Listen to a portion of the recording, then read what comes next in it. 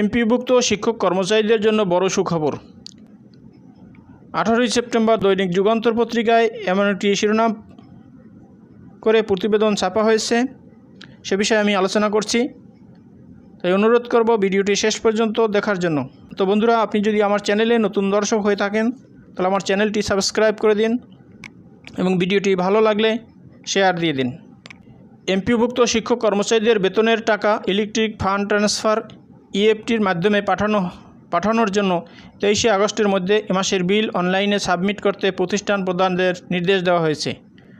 সম্প্রতি মাধ্যমিক ও উচ্চশিক্ষা অধিদপ্তর মাউশির এক চিঠিতে এ তথ্য জানিয়েছে। চিঠিতে বলা হয়েছে, উদ্দেশ্য প্রণোদিতভাবে ভুল তথ্য দেওয়ার কারণে কোনো শিক্ষক কর্মচারীর এমপিওর টাকা ইএফটিতে পাঠানো না হলে তার দায়ভার প্রতিষ্ঠান প্রদানের উপর বর্তাবে।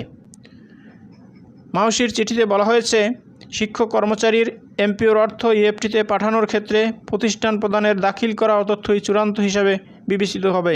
প্রতি মাসে যথাসময়ে প্রতিষ্ঠান প্রদান অনলাইনে বিল সাবমিট না করলে শিক্ষক কর্মচারীদের এমপিওর টাকা ইএফটিতে পাঠানো হবে না। শিক্ষা প্রতিষ্ঠান প্রদানের সাবমিট করা বিলের কপি ডাউনলোড করে শিক্ষা প্রতিষ্ঠান প্রদান ও সভাপতির স্বাক্ষর সহ সংরক্ষণ করার নির্দেশ দেওয়া হয়েছে। অধিদপ্তরের শিক্ষা প্রতিষ্ঠানের এমপিওভুক্ত শিক্ষক কর্মচারীদের এমপিওর টাকা 1 জানুয়ারি থেকে ইএফটিতে দেওয়া হচ্ছে এবং জুলাই মাস পর্যন্ত সরাসরি শিক্ষক কর্মচারীদের স্ব ব্যাংক হিসাব নম্বরে পাঠানো হয়েছে।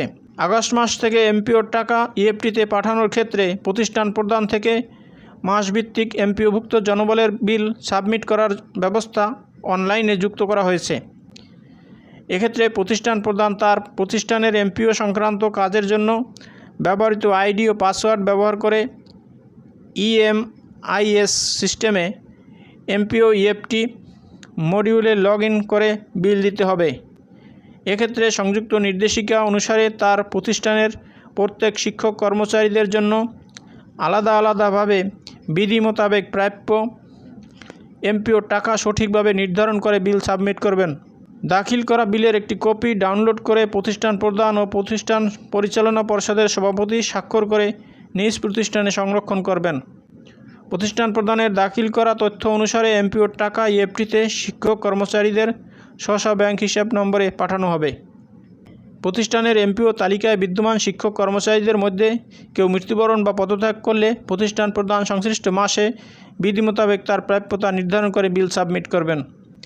এছাড়া সাময়িক বরখাস্ত, অনুমোদনহীন অনুপস্থিতি বা অন্য কোনো কারণে বিধি মোতাবেক কোনো শিক্ষক কর্মচারীর আংশিক বা সম্পূর্ণ বেতন কর্তন বা বন্ধ করার প্রয়োজন হলে প্রতিষ্ঠান প্রদান বিল সাবমিট অপশনে তা উল্লেখ করবেন।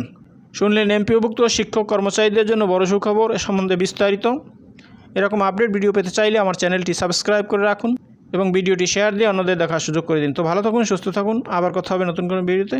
সে পর্যন্ত শুভকামনা রইল। আসসালামু আলাইকুম।